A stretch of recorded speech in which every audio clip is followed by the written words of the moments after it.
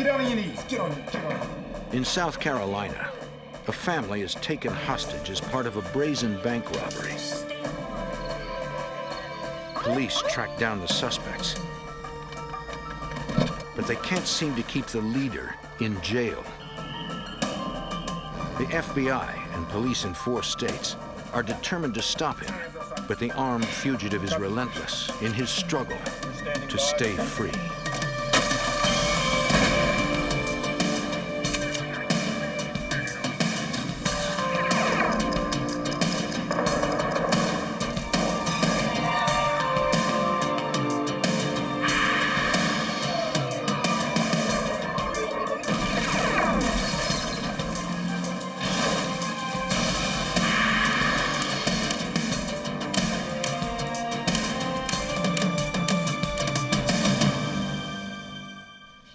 When a bank teller arrived at her parents' home, the gunmen were already there.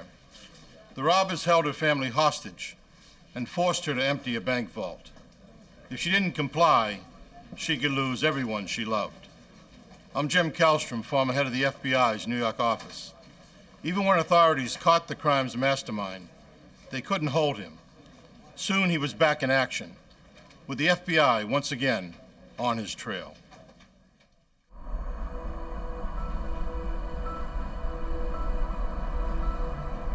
The Savannah River marks the state line separating Augusta, Georgia, from North Augusta, South Carolina.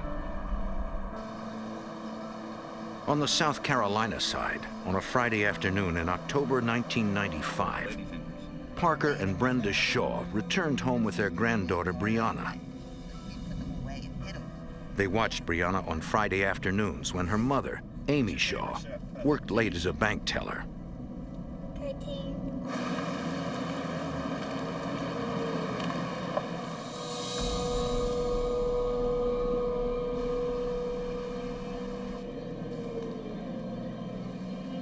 Parker tried to open the garage, but the remote door opener wasn't working. I'll open the door and you guys can come in, okay? All right. Not knowing someone was there, he went in the house to open the garage from inside. Shut the door. Shut the door. Get down there. All right. The 2 intruders quickly bound Parker with duct tape, Put your hands up front of you. That's good. That's good. Stand then up. forced him into the bedroom.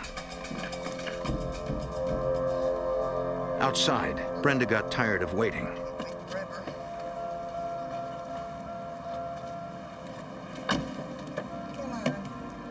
With Brianna, she began to walk towards the front door.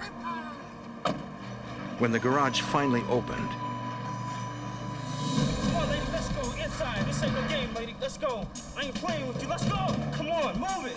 Move it. Let's go. Come on. Upstairs, lady. Let's go. Let's go. the man forced Brenda into the bedroom where her husband was being held by the other 2 intruders. Look, lady. Cooperate. Nobody get hurt, okay? The gunman stole money and credit cards from the frightened couple. But then the one who was clearly the leader announced he had really come for the Shaw's daughter, Amy, and the money at her bank. They would wait for her. The armed intruders held the Shaws for more than an hour. Oh, lady, back. Sit down. Sit down. At 7 p.m., the lead gunman ordered Brenda into the living room, All right. leaving one of his men to guard her husband and granddaughter. At the front window, they watched for Amy. They knew exactly when she was to arrive.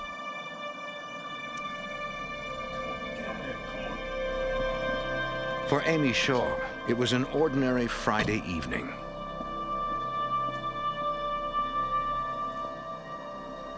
The gunman ordered Brenda to the front door.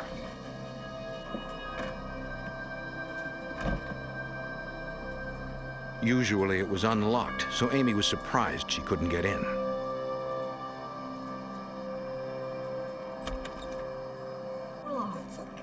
She knew right away something was wrong. Get over there. Get over there. The leader grabbed Amy. Sit down. Sit down. Sit down. Have a little talk. He told her he had been watching them for some time. He knew their schedules, when they were vulnerable, everything. He began interrogating Amy about the security system at the bank. And do you have them? Do you have the code? From her training, she knew it was best to comply with the demands. Is it on the timer? Is the vault on the timer? There's no time. She said she could get him into the bank, but it took 2 codes to open the vault, and she only had 1. You ready? All right, don't try anything funny. All right, turn around. He said they'd deal with that when they got there, and warned her if anything went wrong, her family could get hurt. Okay. All right. The leader announced he was taking Amy to the bank Amy and I are gonna go for a little ride. and told his men to wait for his call. You guys got everything under control. Any false moves, take care of them. Let's go. Come on. Sorry. Her parents and little girl could only hope that she would not be harmed.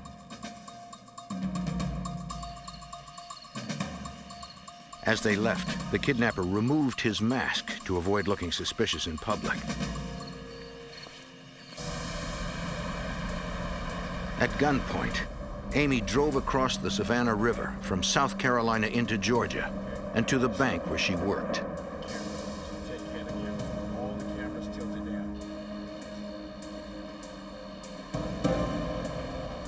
The gunman ordered her to circle the bank slowly so he could check if a cleaning crew was inside. Pulling up next to the automated teller machine, Amy hoped to catch the kidnapper's image on its security camera. Deciding it was clear, he ordered her to drive to the back door.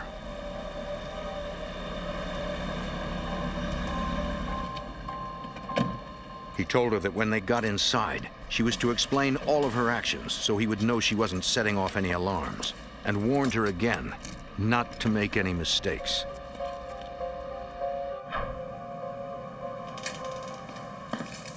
Inside, she showed him the alarm she could disable.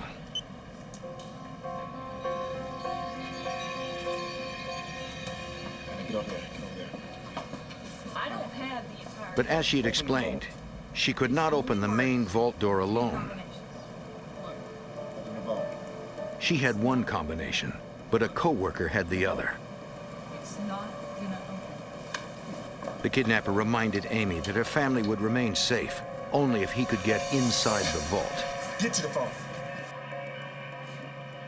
At the Shaw residence, the intruders moved the family to the living room where they could watch the front. The Shaws hoped it would end peacefully, but the men seemed to grow agitated, their guns at the ready.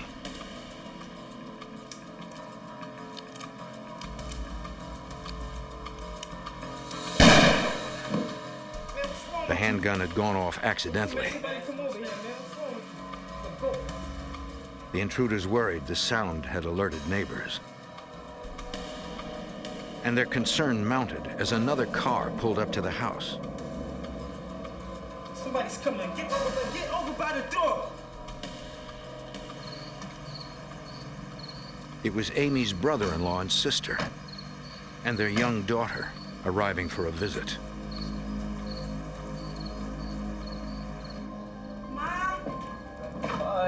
They were taken as soon as they entered the house. Oh, here we go. Let's go, lady. Come on.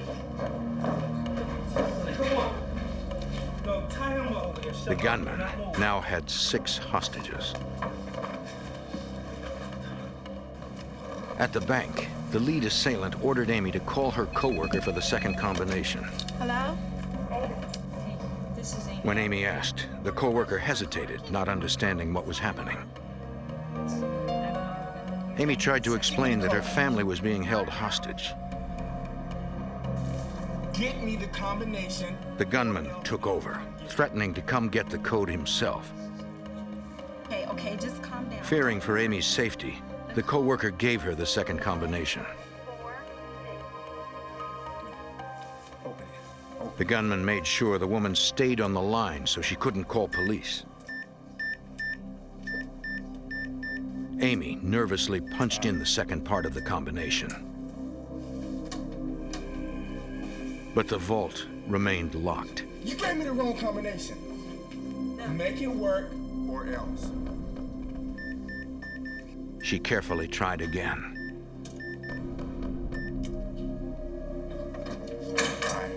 And the door opened. All right, yeah. Get the phone. The robber had Amy make sure the co-worker stayed on the line. Which one of the dot packs? And he ordered her to point out which bins held bait money that was sequentially numbered or rigged with exploding die packs. He left that cash alone.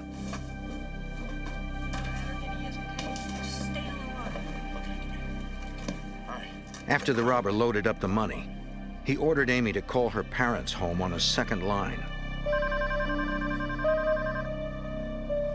Come on, get up and get the phone.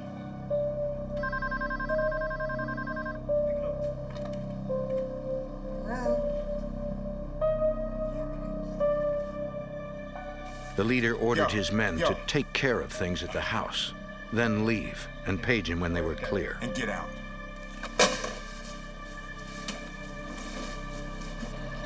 He took off with more than $86,000.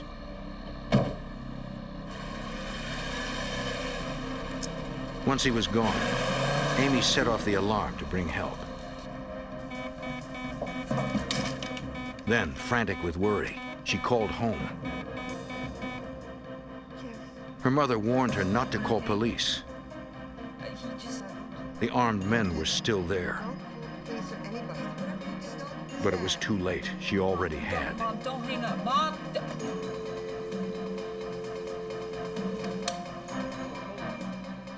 The gunman checked the terrified family's bindings.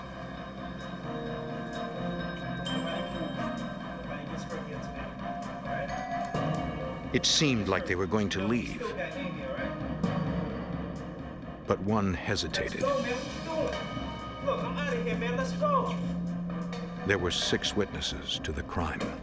Yo, come on, man. Let's go. At 8 p.m., Richmond County Sheriff's officers responded to the bank in Georgia and learned the real crime was across the river. The lead investigator was Kenneth Booz. We relayed all the information that we had to the Edgefield County Sheriff's Office and told them that there was a possibility that the family was still being held hostage. Edgefield County, South Carolina Sheriff's investigator Don Bullock got the call. We had a family hostage situation. Respond was code 1. That's everything you got, fast as you can get there. The family had called, saying the gunman had left, but the deputies had to be sure.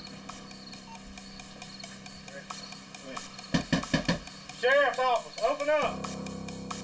Sir, step back. The deputies checked the house for the intruders. They were gone. They were safe. Nobody was hurt. Physically, they weren't hurt, but mentally, they had to be shattered. They really went through an ordeal. The Shaws described the men as best they could.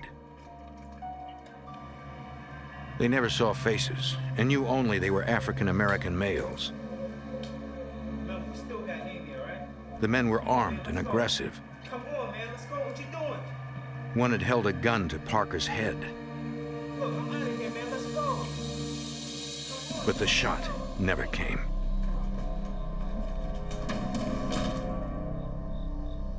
When the assailants left, the family freed themselves and waited for police to arrive.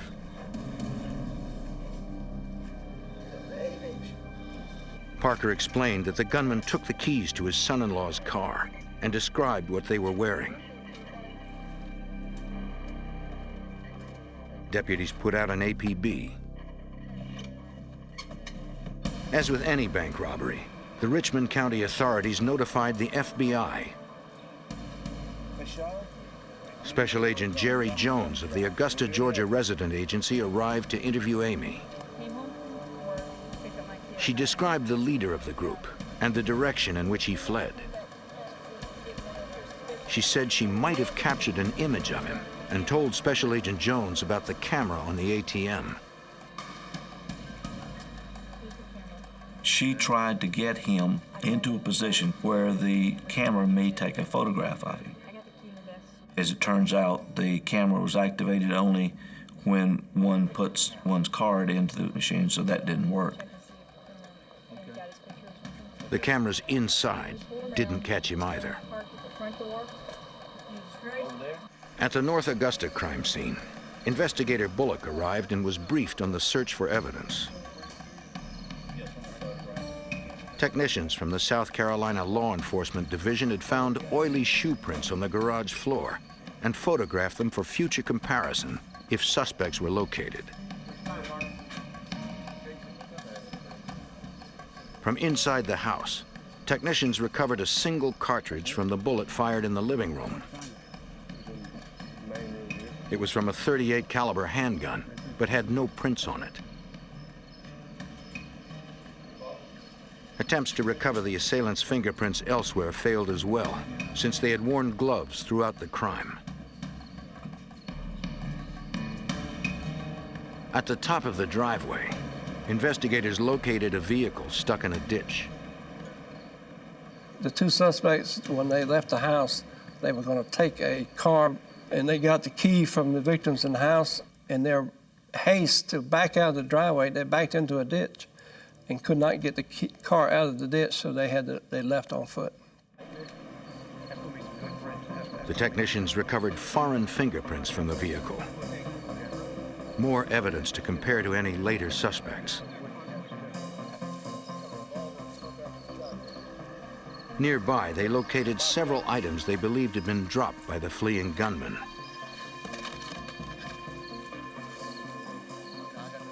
There were several weapons, including a shotgun and a .357 Magnum.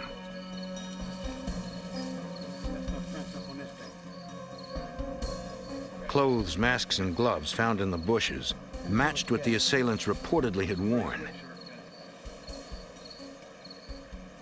Without the clothes, police didn't have much of a description of the suspects. They updated the already vague APB. 3 African-American males, 2 probably on foot, 1 in a dark blue sedan, armed and considered dangerous.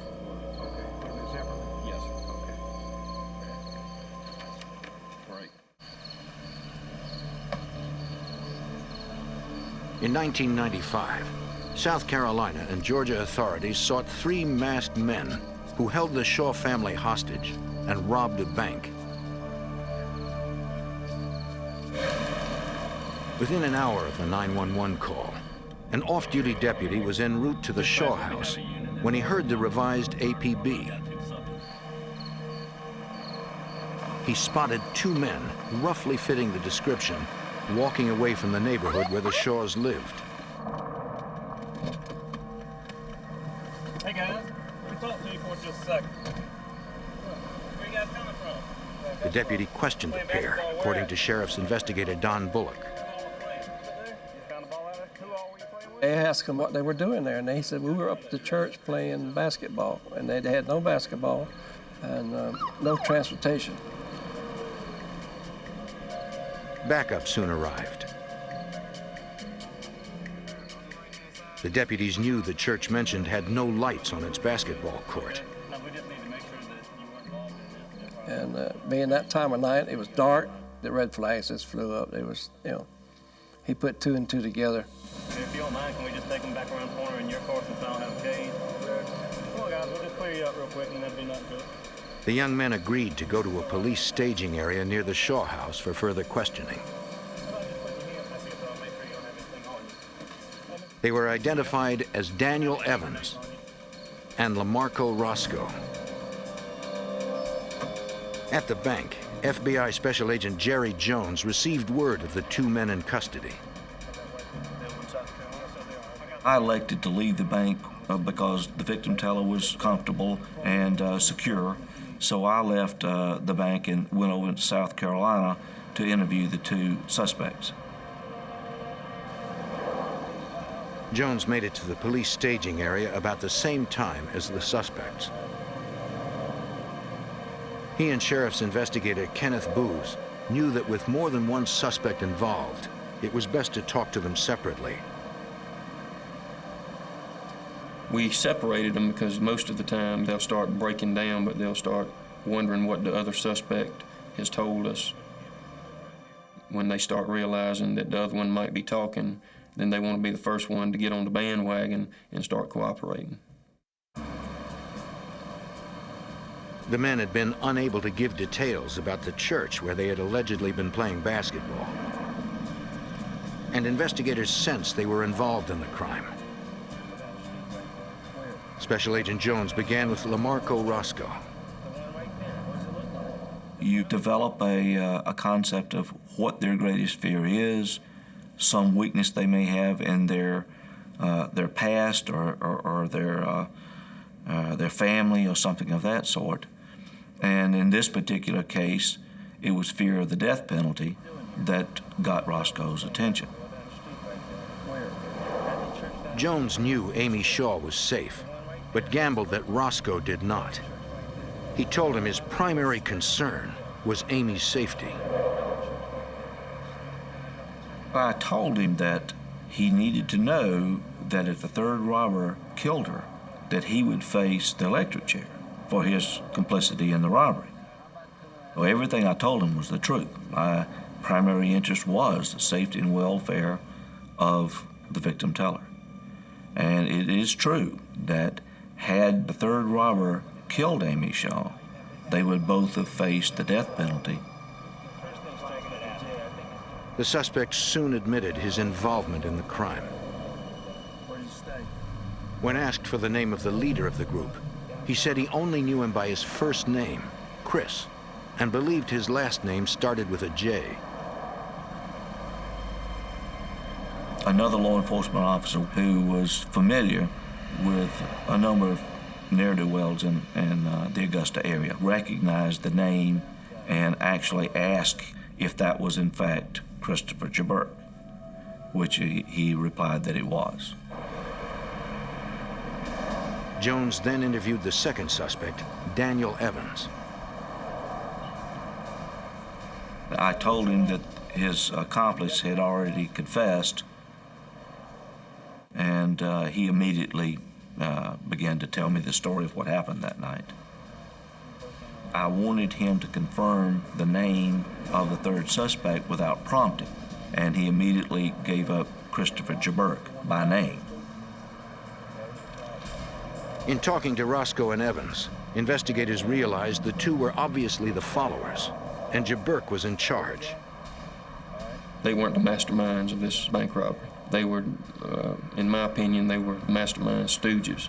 They didn't appear to have much knowledge of what was going on, except for they had been with Jabberk several times in the past few days, looking at different banks, coming up with different plans on how to pull this one off. When he was finished with the preliminary interviews, Jones learned a pager number had been recovered from one of the suspects. He asked an officer to call the number. When the return call came back, the officer identified himself. The caller said his name was Chris Jabberk. When asked, he said he was 100 miles away in Mount Vernon, Georgia. Jabberk was defensive and asked the officer if he was being accused of something. Then he hung up. Investigators headed for Jabberk's house right away. As it turns out, law enforcement was very familiar with Christopher Jabberk and knew where the residence was without any prompting. If he was the lead kidnapper, he now knew police were looking for him. And with a head start and $86,000 in cash, Christopher Jabberk could be anywhere.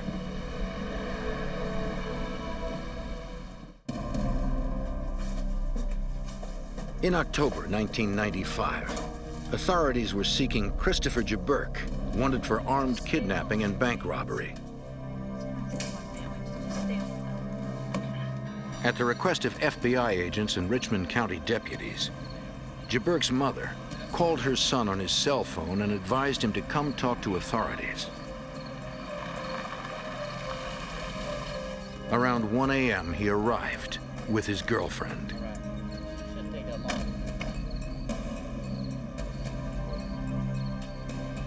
Although only 19 years old, Jaburk was already on a 5-year probation for burglary and escape from a detention center. The investigators took him in for questioning. Yeah, we would just like to verify that, standard procedure. His girlfriend agreed to come in too. At the Sheriff's Department, FBI Special Agent Jerry Jones questioned Jaburk about the kidnapping of the Shaw family and the bank robbery in Georgia. I got a phone call from my girlfriend. Jaburk admitted knowing the two confessed gunmen, Daniel Evans and Lamarco Roscoe, but denied any involvement in the crime. He said he was in Mount Vernon, Georgia with his girlfriend and another female friend at the time in question. Jaburk at first gave the two girls as his alibi, claiming to have gone with one of the girls to pick up the other girl and then come back to Augusta, Georgia, and stated that he was with the two girls the entire day, and even after they arrived back in Augusta, Georgia, they went to a movie together, all three of them. Temporarily halting the interview, Jones went to talk to the girlfriend and the second friend who had come to the station at the request of investigators. The two girls, when interviewed, declined to corroborate that alibi. All right. The two girls don't back up the story. Jaburk quickly tried to come up with a new alibi, according to Richmond County Sheriff's investigator Kenneth Booz. He said that he couldn't tell us his whereabouts at the time of the robbery because he was involved in some other criminal activity. It was a drug deal in Atlanta, Georgia, according to him. Two guys named Roscoe and Abe? Jaburk's new story didn't convince anyone. Federal authorities charged him with 6 counts, including conspiracy, carjacking, kidnapping, and armed bank robbery. After further interviews with Jaburk, he finally started cooperating and told us that he was involved in this robbery and kidnapping, and that he was actually the one that did it, but he wasn't the mastermind, that he was involved with some large-scale criminal organization, and that he couldn't reveal any more information because he was afraid for his family. It was another obvious lie by a man desperately trying to protect himself.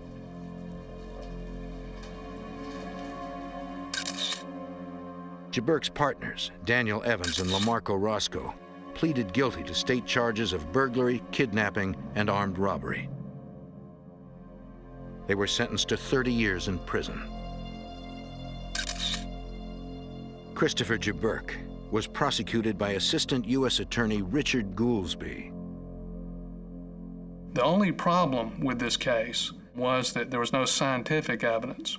It seemed like we hit a dead end every time we got a lab report as to any fingerprints or footprints. None of them matched Jaburk. But in terms of the quality of the evidence, we were very fortunate that the teller victim and her family members were just incredibly good witnesses. They helped win the case. Jaburk was convicted on all 6 counts, which made him eligible for a sentence of life in prison without parole.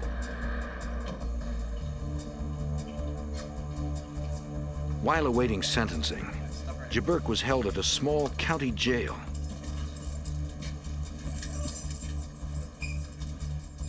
There, he met another inmate.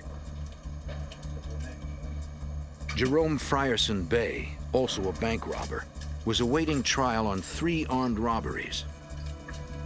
At the time, the jail was undergoing construction to expand the facility. Ask that one guard out that door. There was plenty of time to plan an escape. I think I seen him right around noon or whatnot. On March 27, 1996, a guard on routine patrol noticed an open door. A head count revealed 2 inmates were missing: Christopher Jaburk and Jerome Frierson Bay. Construction workers had seen 2 prisoners running toward a wooded area near the prison. Search teams combed the woods, but no one spotted the men. The search moved into the area's denser forest and swamps. And helicopters flew grid patterns overhead. Still, nothing.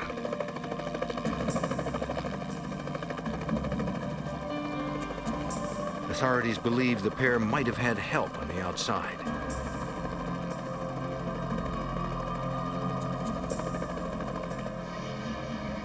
Police tried to seal the perimeter, putting up roadblocks to stop and check vehicles.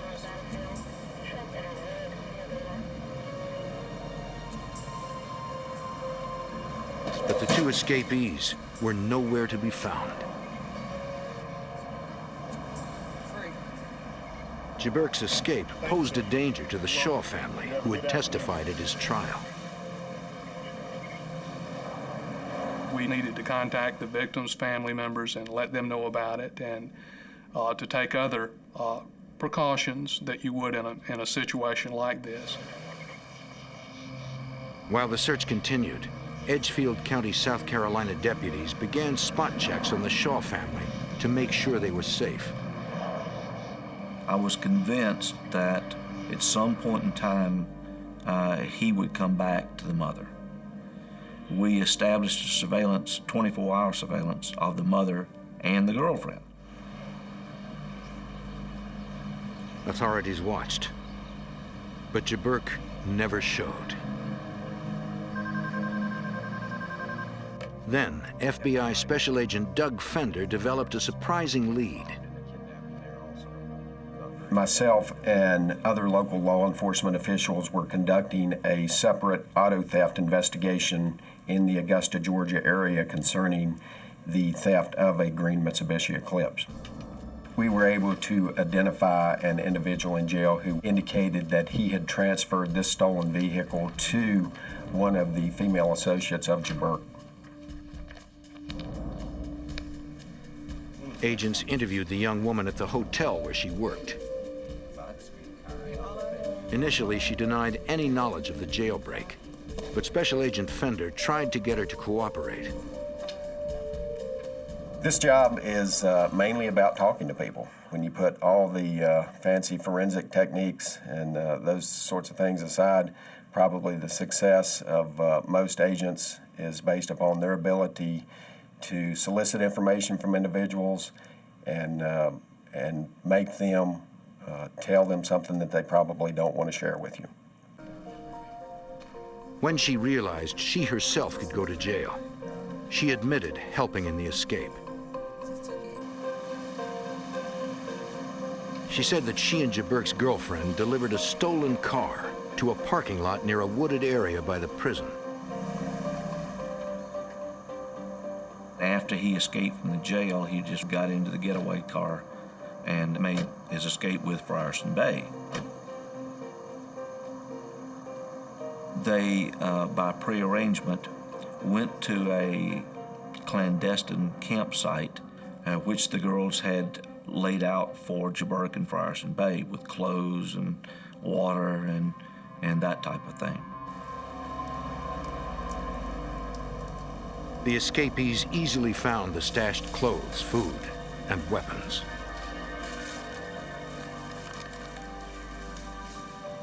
They were free, but they needed money. The armed bank robbers knew exactly what to do.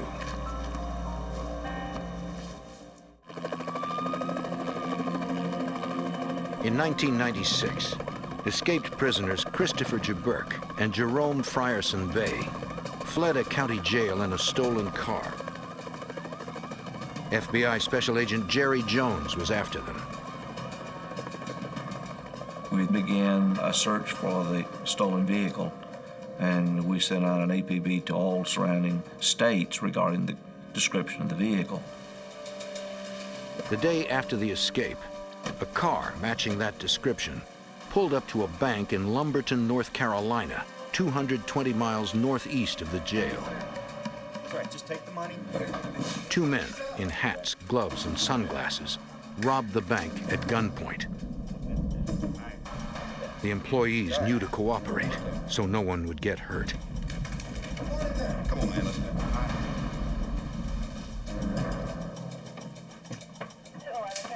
Lumberton police and North Carolina FBI agents responded to the scene. They determined $4,500 had been taken from the bank's vault. Security cameras were rolling during the robbery. The images were too blurry to make out faces, but the descriptions given by employees resembled Jaburk and Frierson Bay. And the car they left in matched the one the fugitives had. I'll be there. Thanks. The car was the best lead for Special Agent Doug Fender. This vehicle we had entered into NCIC, and we discovered or was notified by the Lumberton police officials that that car had in fact been recovered in Lumberton, North Carolina. An hour after that car was found, agents received a report of a home invasion and carjacking in Lumberton and went to interview the victims. The couple said they had been working on their car in the garage when two armed men burst in, demanding the keys to the car and a change of clothes.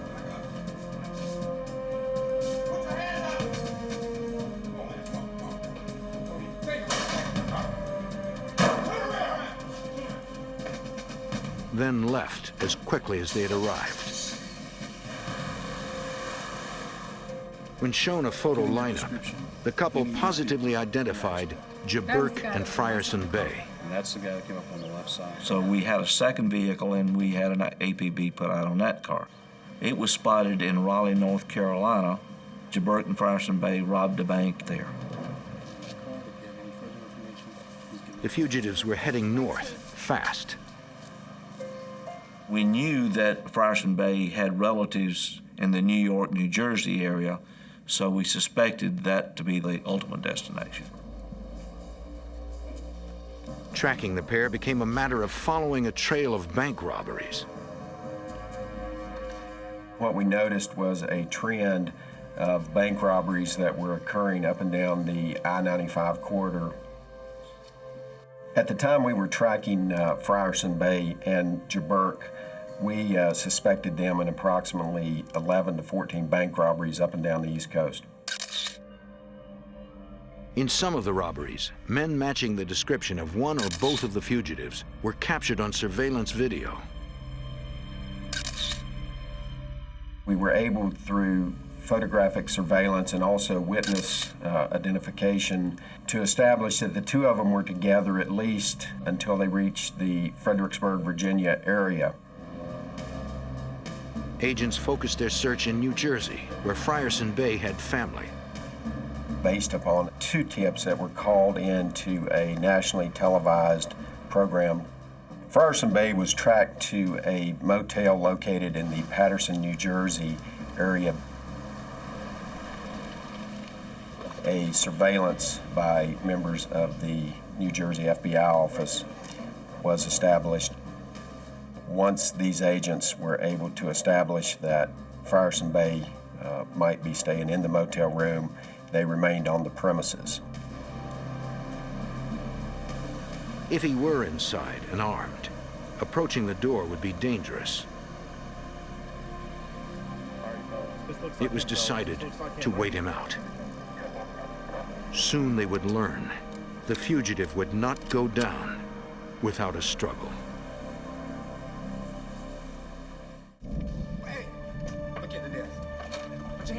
After two escaped prisoners committed a string of armed bank robberies, agents believed they had tracked one of them, Jerome Frierson Bay, to a New Jersey motel.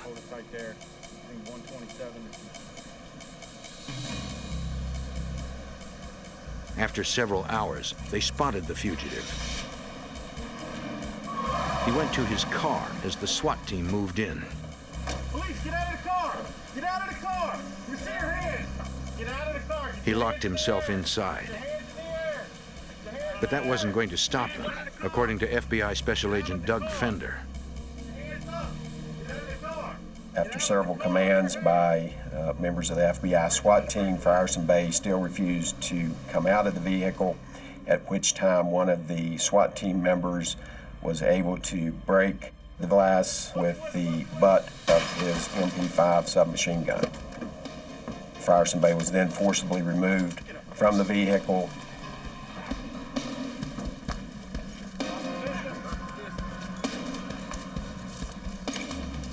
From his car, the SWAT team recovered a loaded .40 caliber Glock semi-automatic handgun, along with $1,500 in stolen cash.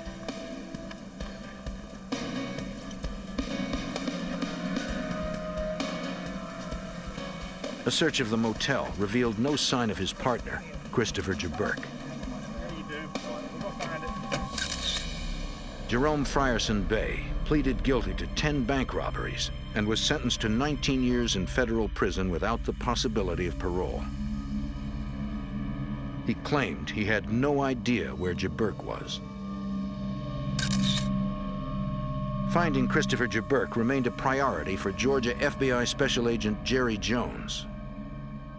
We believe that Jaburk and Frierson Bay parted company, and Jaburk began his journey back to Georgia. I always believed that Jaburk would come back home. The FBI announced a $10,000 reward and had begun the process of adding him to their 10 most wanted fugitives list when a media report generated a promising lead. Just a moment. A caller said she believed the fugitive was staying with her minister in Atlanta, though the minister didn't know Jaburk was a criminal. The caller spotted Jaburk when she went to check on the minister's house after the elderly man entered the hospital with heart trouble. An arrest team staked out the residence, dressed as yard workers. On May 9th, 1996, a vehicle pulled into the minister's driveway. When the driver emerged, agents visually identified him. What's going on? It was Jaburk. Finishing up the yard work for the old man. The arrest team moved in. Hands up, FBI! Hands up! Hands up! Surprised and cornered, Jaburk did not try to run.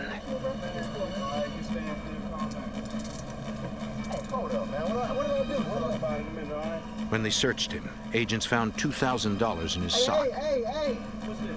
What is it? What you hey for? What is this? He was returned to jail, again to await sentencing for the Augusta kidnapping bank robbery. When Jaburk was apprehended in Atlanta, we thought the pressure was off and everybody took a big sigh of relief and went home for a short period of time. Jaburk was not giving up.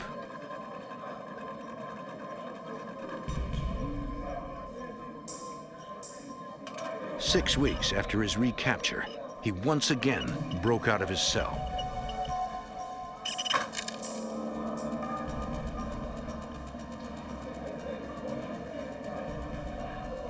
When Jaburk escaped and I received the telephone call, I responded to the jail to try to secure whatever evidence was there. We found a partial saw blade. When he got through the window of the jail, there's a huge double fence around the confinement area covered with concertina wire. So he had to get over that fence and over the concertina wire. Agents searched the grounds and the fence topped with a razor-sharp wire. They recovered shreds of a prison uniform. And we actually found traces of blood there, so we knew he was injured, but he was on foot. They hoped he hadn't gotten far.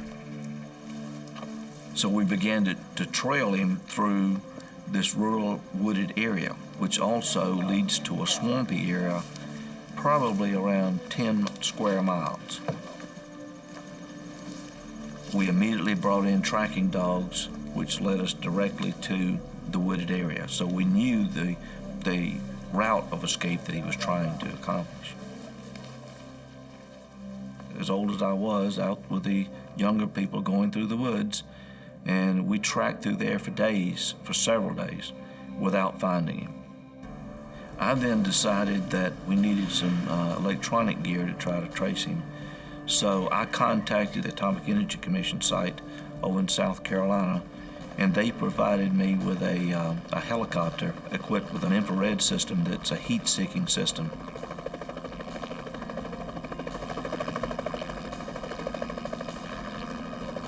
They searched dozens of square miles with the highly sensitive equipment. But somehow, Jabberk managed to avoid detection and was still on the run.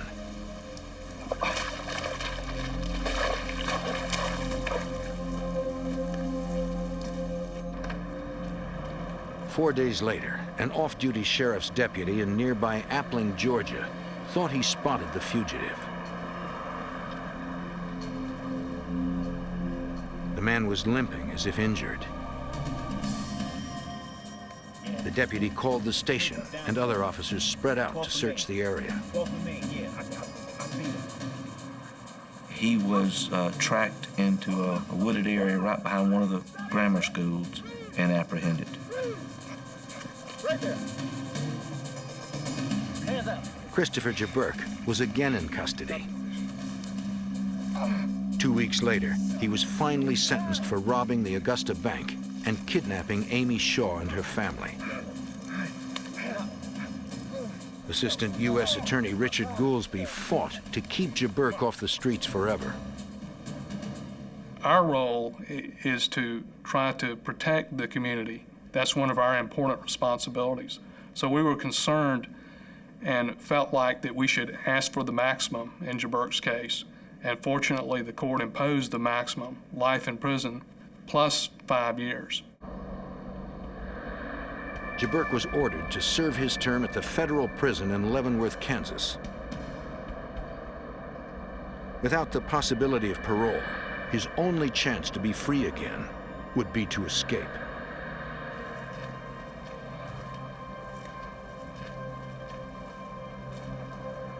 Several weeks into his sentence, Jabberk was caught trying to do exactly that by hanging on underneath a prison laundry truck.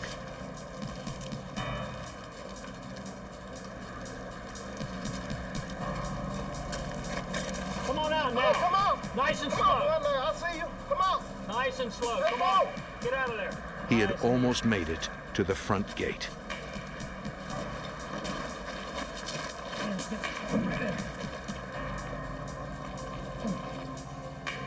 Jabberk was transferred to the maximum security federal penitentiary in Atlanta, Georgia.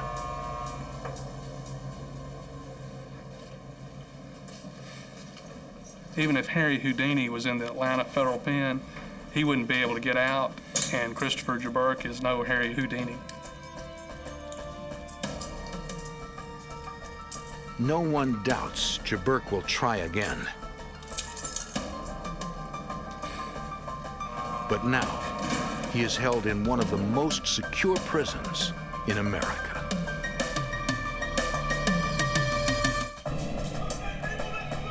In 1996, Spokane, Washington is gripped by a series of violent robberies and bombings. The FBI links the crimes to a radical group determined to overthrow the government.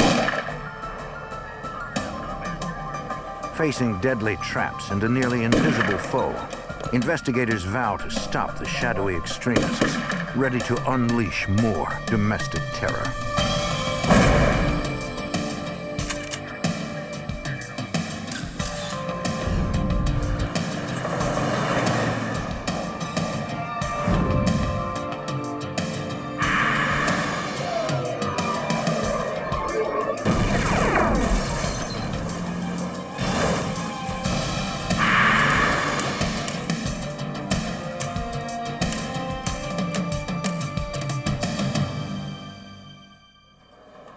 Constitution of the United States allows for the lawful expression of any belief.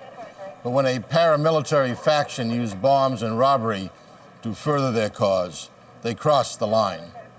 The well-organized terror cell was difficult to define and even harder to stop. I'm Jim Kallstrom, former head of the FBI's New York office. As the group stockpiled weapons for an assault, the FBI and local police were determined to bring them to justice.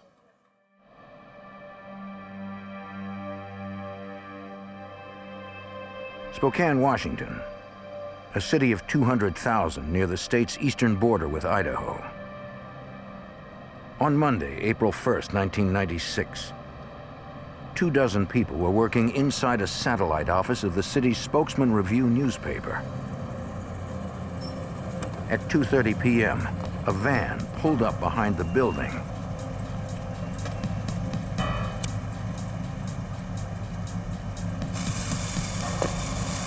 It was there, less than 15 seconds. Inside, a reporter had finished his work and was looking forward to spending the afternoon with his son.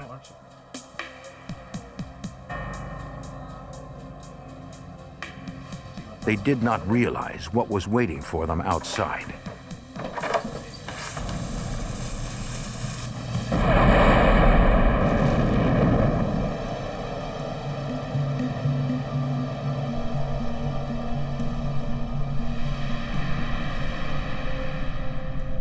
Despite significant damage to the building,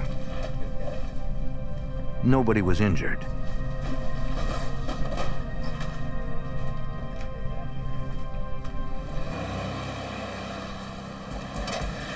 Units from the Spokane County Sheriff's Department responded to the 911 calls.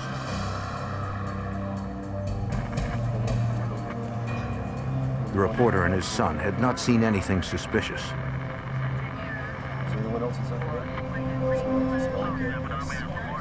But one employee said that seconds before the blast, she saw a masked man jump into a white van that sped away from behind the building.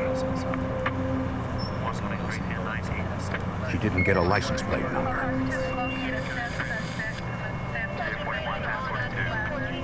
While much of local law enforcement was at the newspaper office, a white van pulled up outside Spokane's U.S. Bank several miles away. It had been 15 minutes since the newspaper bombing. 2 armed, masked men burst into the bank and announced they were robbing it. Okay, people, this is a robbery! Move! As they passed her, one teller tripped the silent alarm. Stay where you're at! Move it! Stand still. The robbers threatened to detonate a pipe bomb if anyone disobeyed their orders. Take the cash out and fill the bag up. They warned the teller not to give them dye packs, paint canisters designed to explode and stain stolen money, and bank robbers. Once the gunmen had their money, You, over there, and you. they herded everyone into a corner. Move it now! Okay, folks! They trained their guns on the hostages, allowing valuable seconds to tick by as the fuse burned.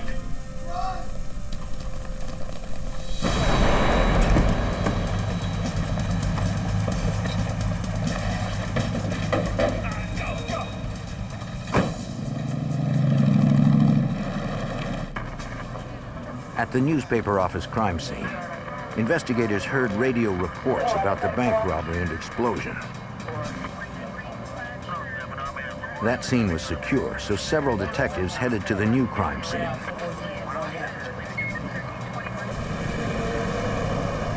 And the sheriff's office dispatched more deputies to the bank.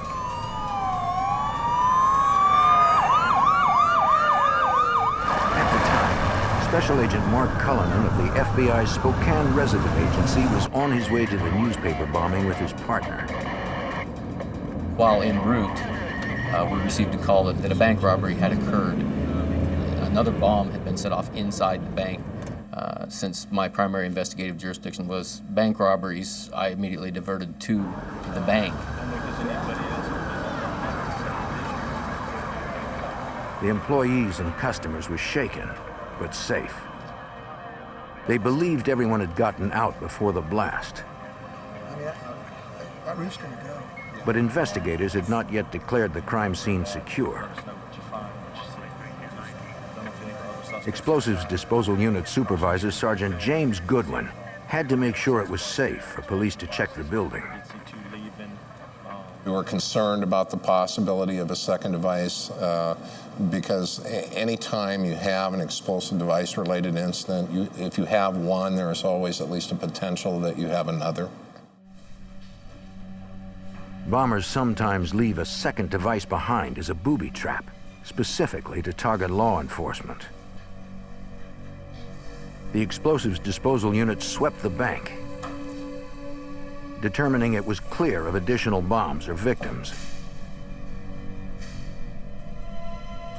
and radioed to those outside that it was safe to process the scene. Okay, it's all clear.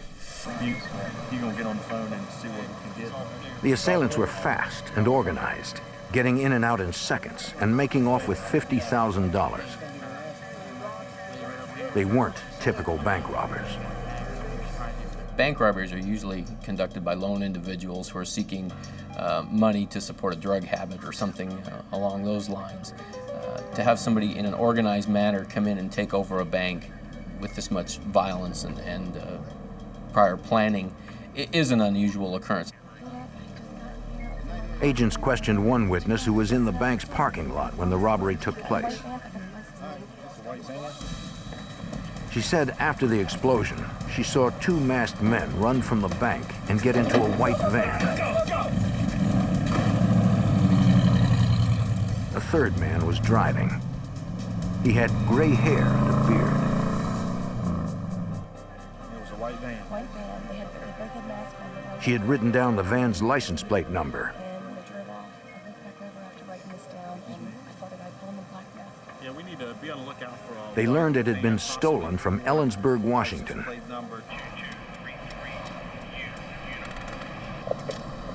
Charlie 504, I'll be checking the parking Spokane Emergency Dispatch issued an APB for the van, and officers began a block-by-block grid search of nearby streets.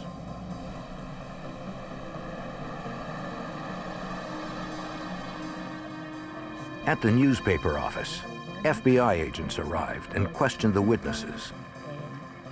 Did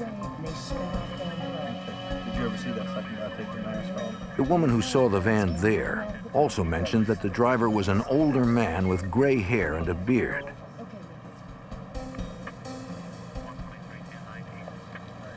But the most distinct clues linking the two crime scenes were leaflets containing religious propaganda, a common sight in the area.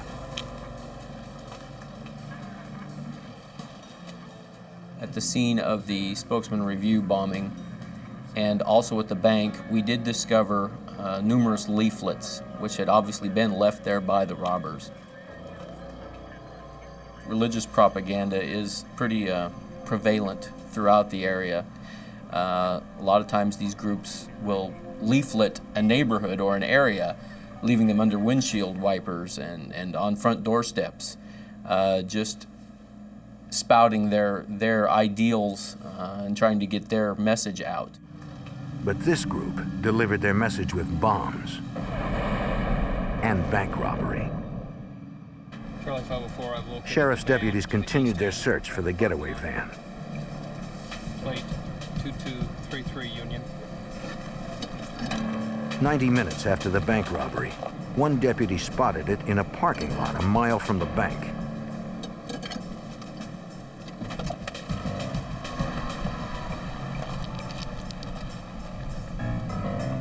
From the back, he couldn't tell if the robbers were there.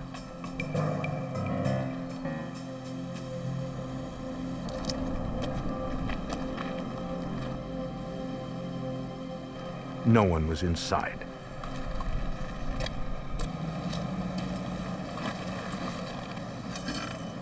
Dispatch advised the deputy that the van could be rigged with a bomb.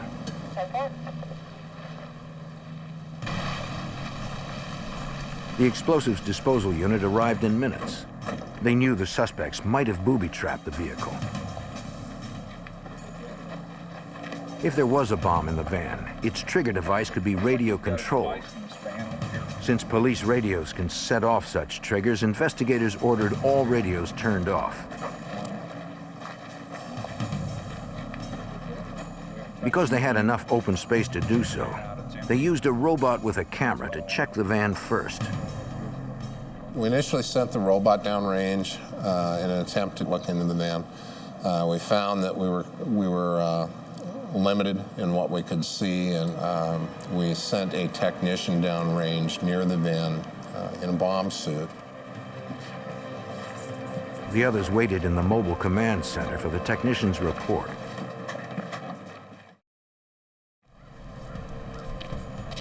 Even in the most dangerous situations, bomb technicians need to keep their hands uncovered in case they have to perform delicate tasks.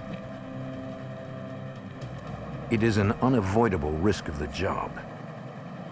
He smelled gasoline, saw what he thought to be gasoline coming from underneath one of the doors to the van, and saw what appeared to him to be a time delay device that appeared to be intended to ignite the gasoline.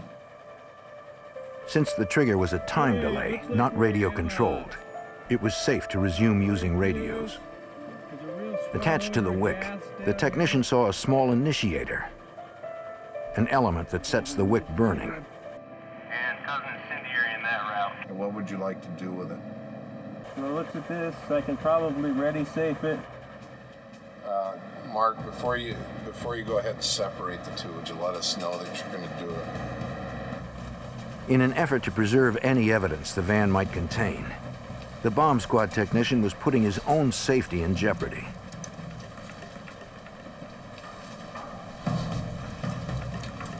Okay, go ahead and make the cut.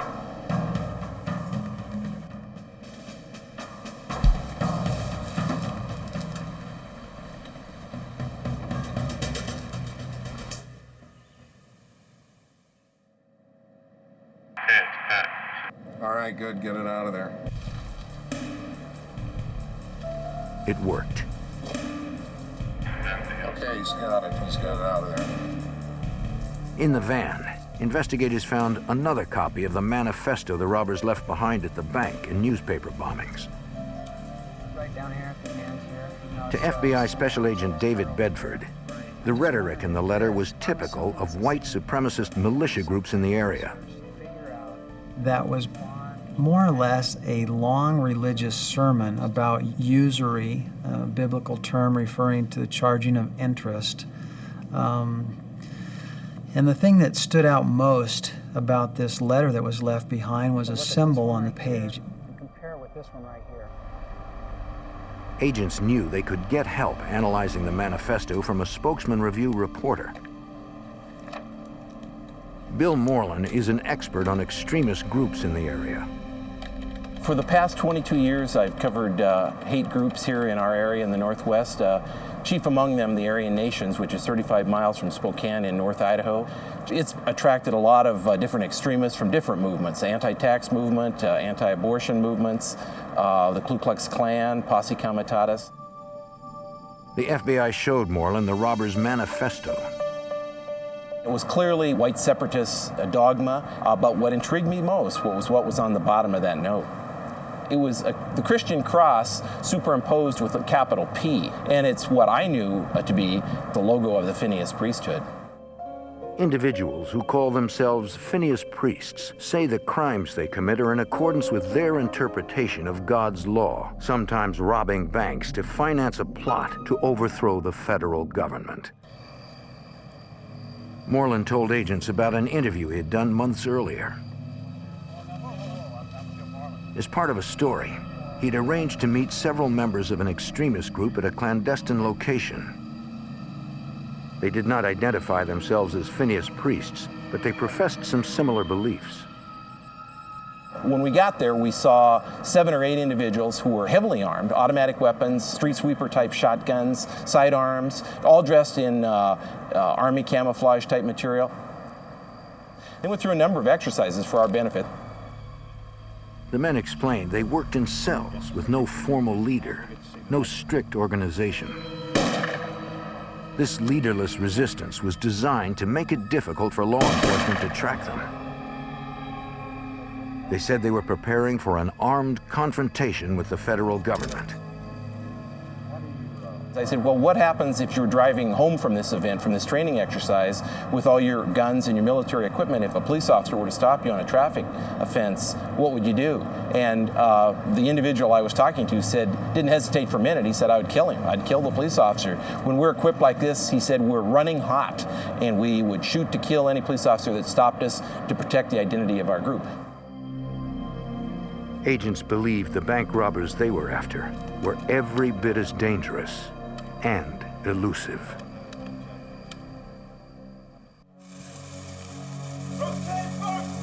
After masked men robbed a bank in Spokane, Washington, and detonated bombs at the bank and a newspaper office, authorities suspected well-armed extremists who called themselves Phineas Priests. Spokesman Review newspaper reporter Bill Moreland is an expert on extremist groups in the Pacific Northwest. The FBI asked him for details about self-professed Phineas Priests, known to commit violent crime in the name of religion. They're secret groups, and they come together with 5 or 6 or 7 of their fellow people that are fellow believers and decide to carry out some sort of action. They don't tell the world about it, and you can't look them up in the phone book or on the internet. They're very secretive. They believe that God is one of their members and that they're following his directions to carry out these crimes that they commit.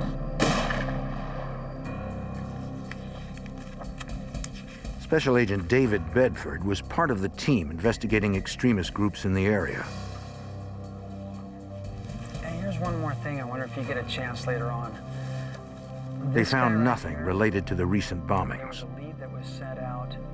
We had very few leads to go by after the robbery. The individuals were masked, they wore camouflage clothing, they wore gloves. Very few leads to work with, other than a composite drawing of the getaway driver. The FBI hoped to have more than a vague drawing before going to the public to reduce false leads that take up time and resources. But they could not wait any longer. So what we did was publish that and sent copies all around Washington, Oregon, Idaho, with the idea, with the hopes of someone identifying this person. Information that was called in was filtered through the FBI's Rapid Start program, a database system designed to collect and organize large numbers of leads so they can be prioritized. Actually, I do see it's just south of... We received hundreds and hundreds of tips or possible leads of who this individual was.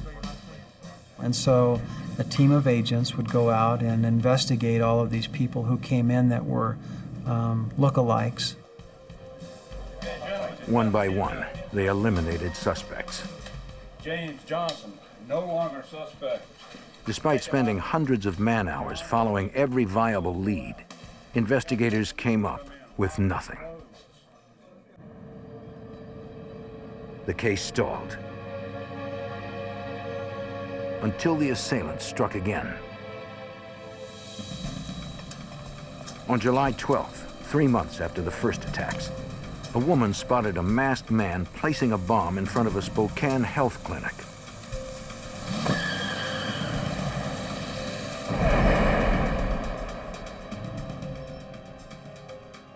She called in the getaway van's license plate number. Spokane's 911 call center dispatched fire and police personnel to the scene. Baker 504. I'll be checking the area. Like a dozen others, Deputy Dan Spivey of the Spokane Sheriff's Office started off toward the clinic. What the deputies didn't know was that the U.S. bank that was robbed in April was being hit again. This time there were 3 masked gunmen instead of 2. Like the earlier robbery, the assailants had a bomb. Lady, you know the drill. One teller recognized the voice of one of the robbers. and set off the silent alarm as she loaded up. Hurry up! Hurry up! Let's go! Now! The men moved efficiently, spoke in code, and seemed to be timing the robbery. They didn't notice the drive-through teller who worked in a separate part of the bank.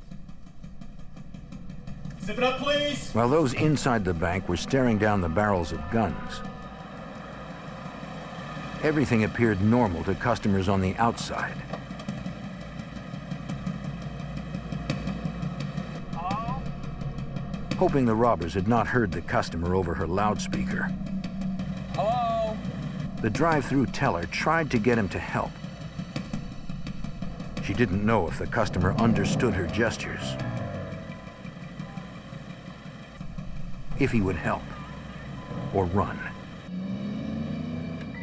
Deputy Spivey was almost to the clinic when he got a more urgent call. Baker, 504, I heard a bank robbery in progress come out at the same U.S. bank that had been robbed on April 1st. But before deputies arrived, one of the assailants announced they were at Code Blue, and they left, taking $37,000 in cash and the bomb with them.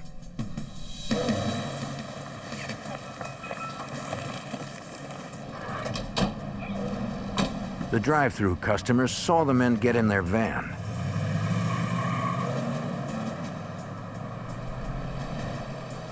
He decided to tail them and called 911 as he drove. The plate he reported did not match the one from the health clinic, but criminals often put two different plates on stolen vehicles to confuse investigators. Hold on while I call dispatch. Spokane Emergency Dispatch advised the man not to put himself in danger. He said he would follow at a safe distance until deputies caught up. Police hoped the customer would not be spotted by the armed assailants. In July 1996, authorities believed members of an extremist militia group robbed the U.S. Bank in Spokane, Washington for the second time in 3 months. A customer saw the robbers leave in a van and followed. Deputy Dan Spivey was en route to the bank when he heard about the pursuit. Our dispatch advised us that a citizen with a cell phone was following that suspect vehicle, and they in turn were relaying location information to us field deputies.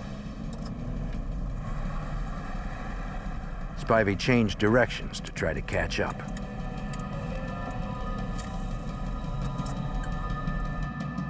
The customer gave constant updates on his location, but had a hard time keeping up with the suspect's van while not being spotted. Behind a mall area, the citizen lost the vehicle. And I quickly searched the area, attempting to locate such a vehicle. Was unsuccessful. Decided to go back through the area in a more slow, methodical manner.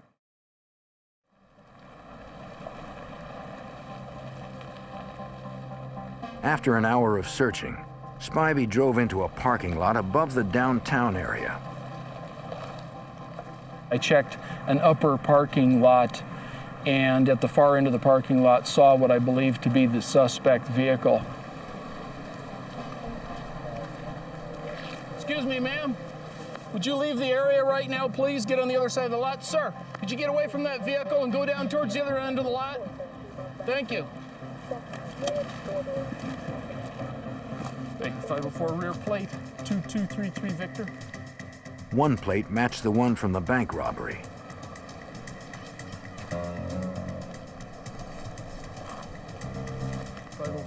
And the other from the health clinic bombing.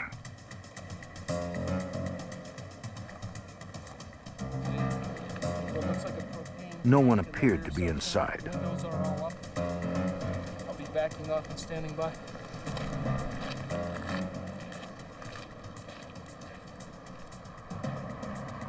Explosives Disposal Unit Supervisor Sergeant James Goodwin, who helped defuse a bomb in a van after the April bank robbery, declared the vehicle an explosive hazard. Given the history, we had a concern that this vehicle may contain a device as well. The natural thing to expect, given this was kind of the second go-around, was that having been unsuccessful the first time, they would try harder the second time. Deputies smelled a strong gasoline odor. But again, it was difficult to see what kind of device might be inside. Rather than risk sending in a squad member, explosives disposal technicians once again deployed their specialized robot.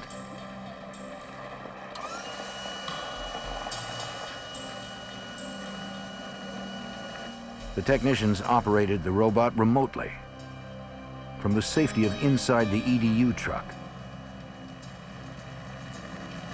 We sent the robot downrange in an effort to scout the vehicle and see what we could see. The robot was equipped with a video camera, remote-controlled eyes for the explosives disposal unit. Technicians guided the robot to peer inside the van looking for a bomb. The windows of this particular van had been darkened, so we weren't able to see much of anything at all. They tried the robot's lights. Oh, too much window tint on. I can't see anything out of the back either. There seemed to be something in the van, but the robot's camera still couldn't see clearly through the window tinting. Can't see anything out of that window, can you? They needed to know what the object was.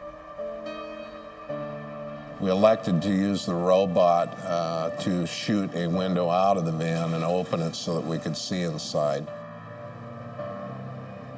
The technicians then activated the robot's water cannon disruptor, which fires a slug by water pressure rather than gunpowder, so sparks are less likely. Take the shot.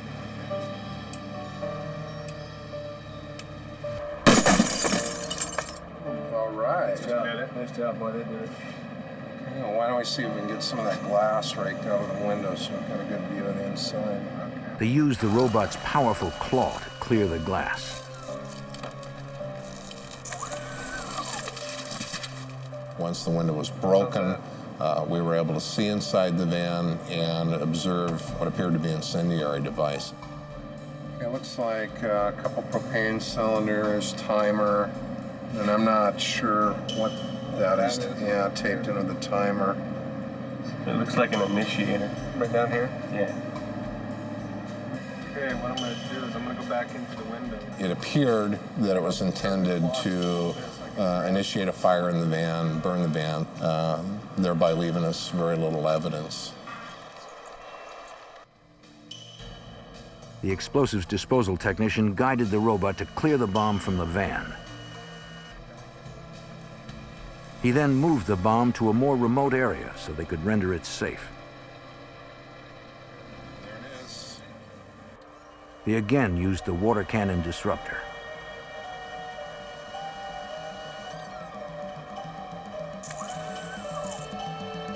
Take your shot when you're ready. Ready? All right. Just open it right up. In the protective suit, a technician checked the bomb and confirmed it had been rendered safe. Yeah, looks like he's all clear down there. Once again, the suspects had used a stolen van. Good. All right, good. But this time, investigators found no manifestos or other evidence inside. Although there were 3 assailants in the latest robbery, the FBI believed the same individuals robbed the bank 3 months earlier. For help, they turned to forensic examiner Richard Vorderbrugge of the FBI's Audio, Video, and Image Analysis Unit. Similar clothing and weapons suggested 2 of the gunmen took part in both robberies. Vorderbrugge analyzed surveillance video to determine their heights. I used a technique called perspective analysis photogrammetry. That involves taking a set of measurements of fixed objects within the scene, determining the specific perspective of the scene, that is to say, how the camera itself was related to fixed objects within the scene. Because the cameras were facing downward, Vorderbrugge had to use complex mathematics to determine how actual size is reflected at that angle.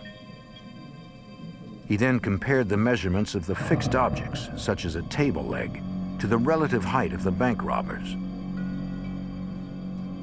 He concluded the 2 robbers from the April 1st robbery were very likely 2 of the 3 from the July robbery. One of them was approximately 5 feet 7.5 inches, and the second robber was approximately 6 feet 1 inch. And by finding, as I did, that the heights of the 2 individuals in the bank in each case were about the same, it certainly helped strengthen the case that they were the same people involved. With the robberies and bombings likely committed by individuals calling themselves Phineas priests, the FBI elevated the status of the suspects. We decided that they were not here for the sole purpose of robbing a bank and taking the money. These guys had a message that they were trying to get out to the public, and it was causing havoc in the city of Spokane. A lot of people were concerned about their safety, and as a result, the FBI felt like, you know what, these are terrorists. To help capture the domestic terror suspects, the U.S. Bank offered a $100,000 reward. Despite the reward, a month passed with no new leads. Agents believed the terrorists were out there training, getting ready to strike again.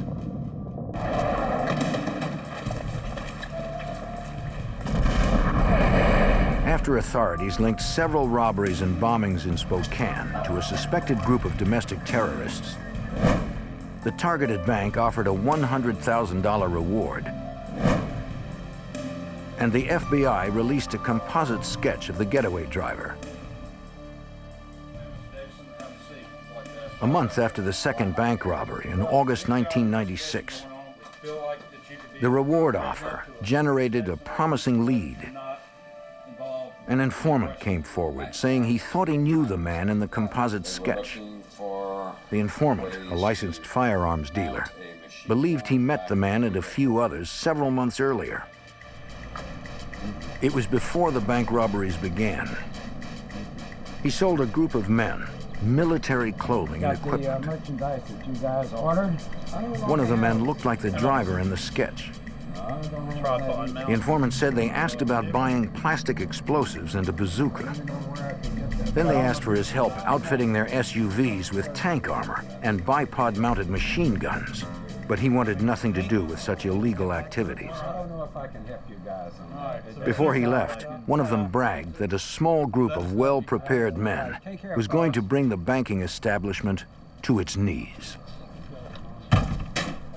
Could you show me? The informant said he met the men at an auto repair shop owned by one of them. The shop was located in the small town of Sandpoint, Idaho, about 75 miles northeast of Spokane. In late August, the FBI went to Sandpoint to investigate the lead. Agents rented an abandoned building with a view of the auto repair shop and discreetly watched the suspects as they outfitted their SUVs. FBI Special Agent Mark Cullinan believed they might have found the robbers. When observing these subjects' daily activities, it was suspicious to us, first of all, that they didn't have any noticeable means of employment. That was an indicator to us that they're gaining money or the means to operate through other methods. Since we didn't know what had happened to the money from the bank robberies, this was a possibility. Agents photographed the suspects and anyone seen on the premises. One of the individuals we identified as Robert Berry. Berry ran an automotive repair shop in the Sandpoint area, but didn't seem to be doing any business, didn't seem to be using it to generate any income. Agents identified a second suspect as Charles Barbie. Although Barbie had no record of convictions, he had been arrested for trying to buy supplies from military personnel. Barbie and Berry matched the heights of the bank robbers given by forensics experts. The FBI determined the third man was Vern Merrill. Merrill appeared to be the leader of the group, and he resembled witness descriptions of the getaway drivers seen at the bombings and bank robberies. Agents needed more information on the men. They took a risk to get it. Go ahead and kill the light. Kill the light.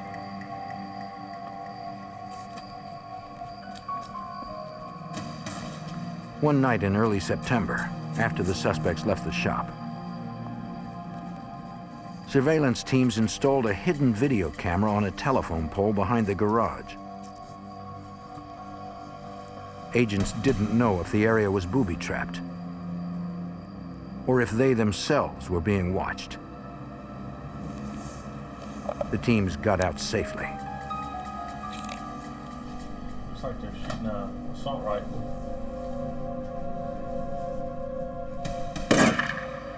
What the camera revealed was chilling. Agents watched the men test different weapons and types of bullets to see which could pierce the steel of car doors and the Kevlar of bulletproof vests. It was clear they were preparing for battle. During weeks of surveillance, the FBI tailed the suspects from the ground and the air as they drove to various cities in the Pacific Northwest.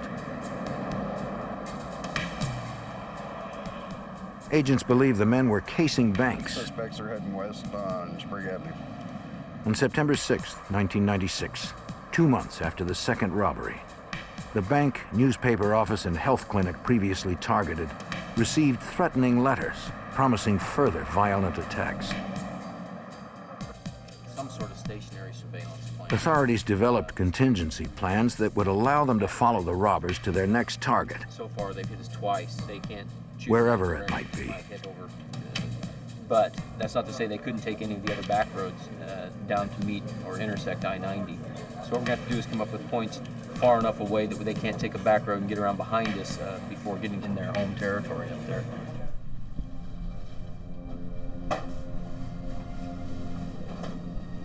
A month later, on October 8th, investigators on the stakeout observed what they believed were final preparations for another bank robbery. Okay, listen up, units. They're all leaving now. 3 white male occupants.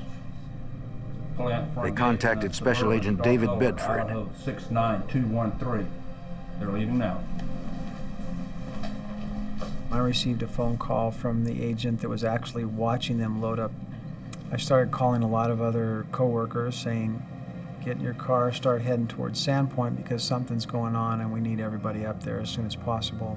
And so we began our surveillance, not knowing where they were going to end up. The FBI tailed the suspects as they headed west out of Sandpoint. Their license plates indicated the truck was to be used in a crime. The plates on the Suburban did not match front to rear, and both had been reported stolen. This also added a new sense of urgency to our investigation. They followed the men 400 miles west, across the Oregon border. The individual looks like he's breaking into a van. In Hood River, Oregon, agents watched the men steal a van from a used car lot and add it to their convoy.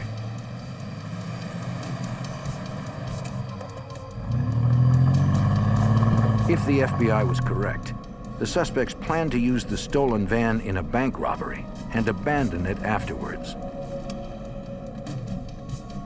We observed the vehicles stop at a truck stop where they shifted some gear between vehicles, they did some moving around and some planning, and then they departed again in one vehicle.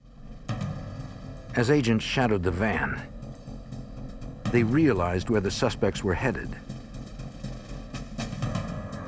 By approximately 6 o'clock in the morning, we were hundreds of miles away from where we had started and on the outskirts of Portland. We watched them drive a meandering route into the city. By 10 o'clock, it was clear which Portland bank the suspects intended to hit. They're making a left into a parking lot. Appears to be a bank.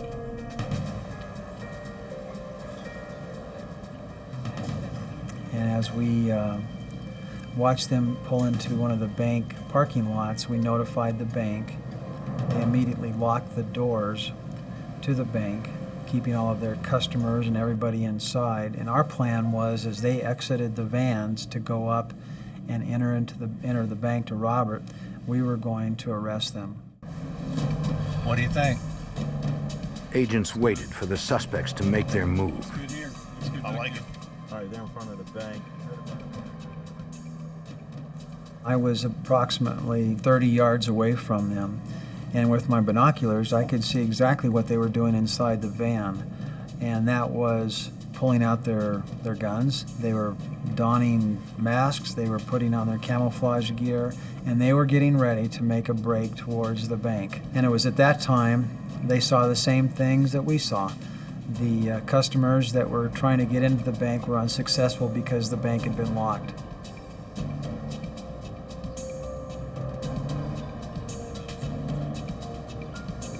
It looked like the suspects were standing down. The field agents called in for instructions. Let's keep surveillance on the vehicle. Our agents were conferring with the United States Attorney's Office, with the heads of our divisions, and making a determination as to whether we had enough evidence at this point to arrest these subjects. While the team conferred, surveillance units followed the stolen van as the suspects retrieved their Suburban. They started driving back towards Washington, and we continued to follow them. Try to take them down to the next safe location. Soon they got the go-ahead for the arrest. Now they needed to find the safest opportunity to do so. On the next stop, all units converge.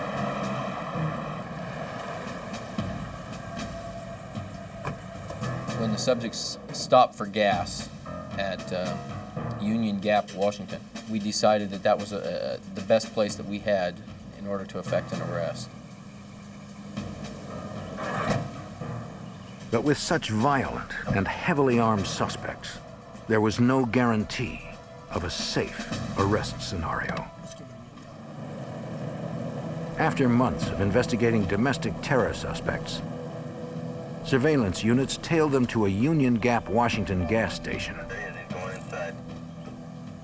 Two of the suspects stayed in one of their vehicles, while the third entered the gas station. With the suspects split up, the lead agent put the operation in motion. Temple. Back.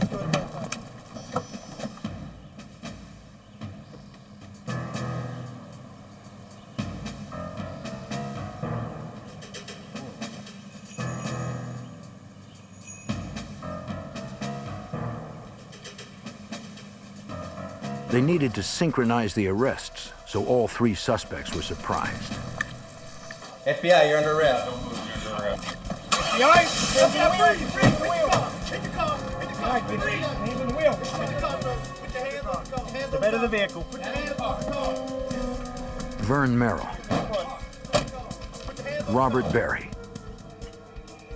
and Charles Barbie were arrested without a fight. Special Agent David Bedford discovered things could have gone much differently. Following the arrest, we did a search of the vehicles they were driving. We found hand grenades, thousands of rounds of ammunition, probably half a dozen different types of weapons, gas masks, tear gas canisters. These guys were definitely ready for battle. Agents also found a threatening letter to the Spokane bank that had been robbed twice. Despite the three arrests, the FBI knew one suspect was still at large. One of the things that was a question in our minds was on the July 12th robbery, there was 3 people that came inside and a getaway driver. We were still unsure who the 4th robber was. Agents interviewed friends and associates of the arrested suspects.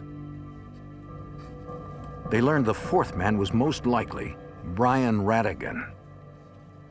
One of the things that concerned the FBI was Brian Radigan's military experience. He apparently had some training in sniper school, and so the surveillance, the investigation that we did regarding Brian was very careful, very thought out. Those who knew Radigan said he was heavily armed, well-trained, and paranoid. Just throw that in there, and if you don't mind. The FBI wanted to avoid a violent confrontation, as did the suspect's family. We solicited help from Brian Radigan's family members who, after talking to them for some time, felt that it would be in his best interest if he came forward and was arrested. And so the family members sent a train ticket to Brian and his wife. The ticket was for a phony departure at a time when the FBI knew no other passengers would be at a Washington state train station. Undercover agents posed as station employees.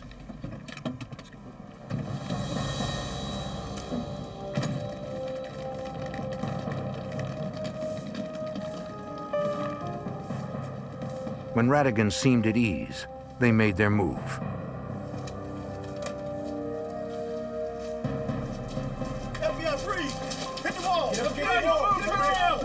Radigan had no way to fight back or run. He and the others would be tried for their crimes, not their political or religious views. The FBI does not investigate individuals or groups based on their beliefs. We investigate crimes. We investigated these acts because they were violent crimes. They were bombings, they were bank robberies. We investigated them as we would any other violent crime. On July 24th, 1997, Charles Barbie,